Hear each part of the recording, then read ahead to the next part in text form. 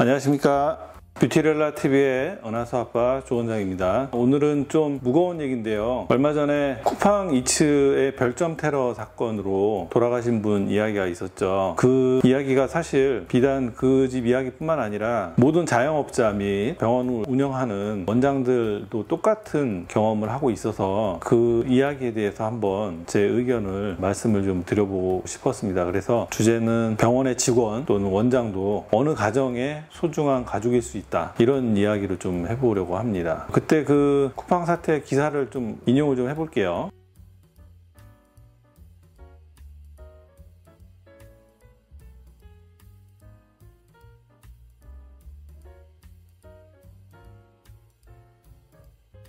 고객들의 평가를 받을 수밖에 없는 자영업자들의 그 슬픈 현실인데요. 저희 병원도 네이버 리뷰란에 이제 리뷰 및 별점에 노출이 되어 있기 때문에 쿠팡 이츠 사태를 보고선 공감을 되게 많이 느꼈었습니다. 저희 병원도 이제 비슷한 일을 겪었었던 것을 제가 캡처를 하나 해서 같이 좀 봐드리도록 할게요. 올해 2월이었었는데 댓글이 어떻게 있었냐면은, 이 병원 정말 성의 없는 상담에 장난 아니게 실망입니다.